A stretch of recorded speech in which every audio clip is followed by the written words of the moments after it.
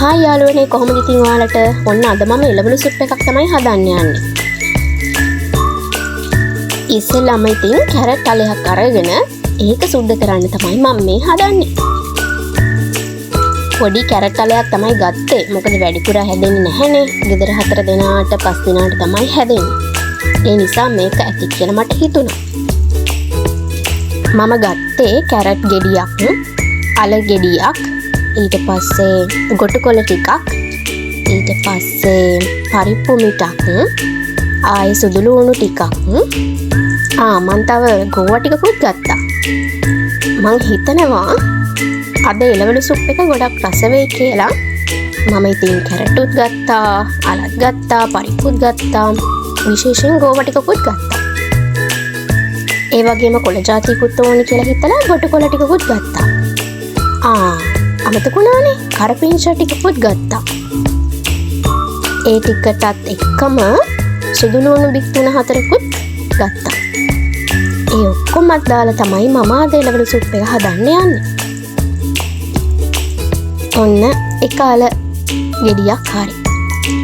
මෙන්න අනිත් එක. අල දැම්මම රසයි ළමයි. ඒ නිසා ඔයාලා අනිවාර්යෙන් එළවලු සුප් එකක් හදනවා නම් අල දාන්න. අලවලින් අමුතු රසයක් එනවා. ඒක කියන්න තේරෙන්නේ නැහැ. ඒක හරිම රසයි. ඒ නිසා අලයක් දාන්න ළමයි අනිවාර්යෙන්ම. ඔන්න කැරට් ගෙඩියයි අල ගෙඩියයි තමයි අපි මේ දැන් සුද්ධ කරමින් ඉන්නේ. කියන්න ඕන ළමයි ඉතින් මම මේ දෙවෙනි වතාවට තමයි හදන්නේ එළවලු සුප් එක. ඊයේත් මම හැදුවා.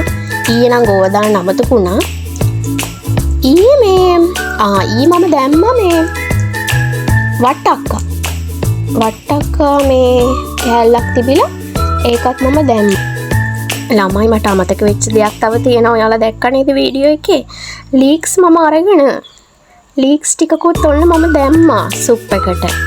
ලීක්ස් වලිනුත් ඔන්න රසක් එනවා හොඳේ. ඒ නිසා ලීක්ස් උත් අනිවාර්යයෙන්ම දාන්න. ඊට පස්සේ මම ඉතින් ගෝවා ගෙඩියකුත් සෝදලා ගත්තා. දැන් ඔතන තියෙනවා අල තියෙනවා, කැරට් තියෙනවා, ඊට පස්සේ ගෝවා තියෙනවා, ලීක්ස් තියෙනවා. ඔන්න මම හොදලා ගත්තා ගොටුකොළ ටික. ඔන්න කීපේ තමයි තියෙන්නේ. ඊට පස්සේ ගත්තා මම මොනවාද මේ සුදු ලුණු. ඔන්න ඒ ටික තමයි අපි ගත්තේ. ඔන්න දැන් ඔයාලට පේනවා නේද මම ගත්ත එළවලු ටික. ඔයාලා ඊට අමතරව දාන මොනවා හරි තව තියෙනවද? දැන් මං ඉතින් හදන්නේ පරිප්පු ටික සෝදලා ගන්න.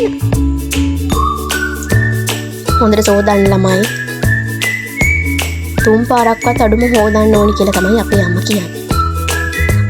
අපේ අම්මගෙන් ලකුණක් ගන්න තමයි මම මේ එළවලු සුප් එකක් හදන්නේ. කොහොමද ළමයි මගේ ට්‍රික් එක? එළවලු සුප් එකක් හදලා අම්මගෙන් ලකුණක් ගන්න තමයි මම මේ යන්නේ.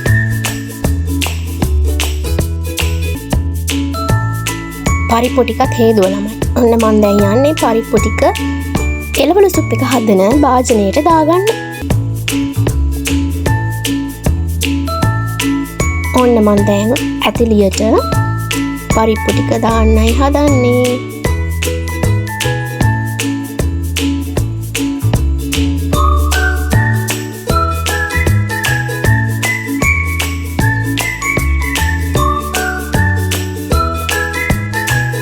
ඊට පස්සේ අපි දාගමු අපි සෝදාගත් ගොටුකොළ ටික. ඊට පස්සේ සුදු ලුණු ටික. මේ පිළිවෙලටම දාන්න ඕනි නෑ ළමයි. හොඳයි. මං කියන කතාව ගණන් ගන්න එපා.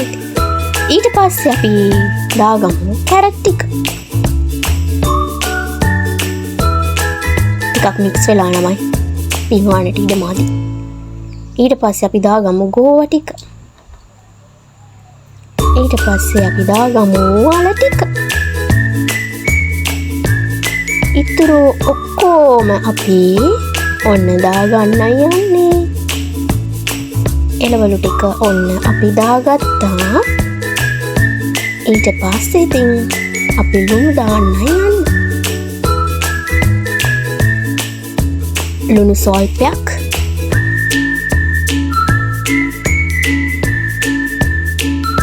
ලුණු හැඳි දෙකම දැම්ම නේද ළමයි මම. වැඩිද? ඊට පස්සේ අපි ඒකේ මිරිස් නෙමෙයි මිරිස් දාන්නේ නෑනේ. මිරිස් නෙමෙයි ළමයි. ඔන්න ලුණු දැම්මා. ඊට පස්සේ අපි කහ චුට්ටක් දැම්මා. කහ දාන්න ළමයි. පාටක් එනවා. ඊට පස්සේ අපි දාන්න යන්නේ ගම්බිරිස්.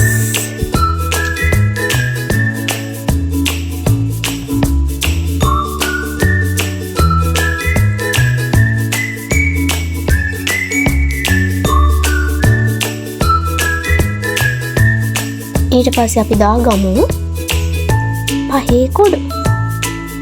ඒකෙන් තමයි ළමයි මාරම රසයක් එන්නේ. මේක අපේ අම්මා ගෙදරදිම හදපු මේ පහේ කුඩු. කඩෙන් ගෙනාපු ඒවා නෙමෙයි. ඒ නිසා මේක මාරම රසයි.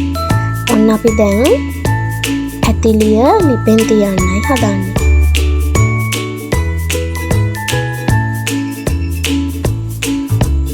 බලන්නකෝ දැන් ඔන්න හොඳට උණු වෙලා තියෙන්නේ. තව ටිකක් එළවලු ටික තැම්බෙන්න ඕනේ ළමයි.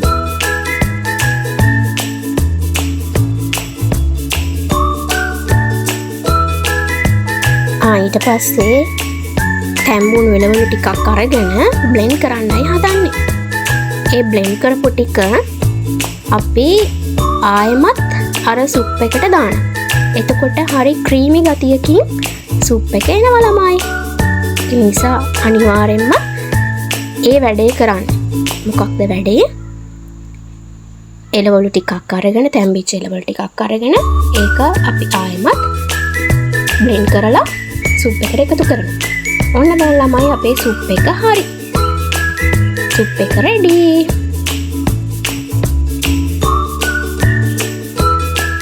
ඔන්න දැන් අපි සුප් එක බොන්නයි යන්නේ. කොහොමද බලමු රස. ඇත්තටම ළමයි රසයි. ඔන්න ළමයි මම ෆොටෝ එකකුත් ගත්තා. අදට එච්චරයි. සතුටින් ඉන්න. ඔයාලත් මේ විදිහට එළවලු සුප් එකක් හදලා බලන්නකෝ.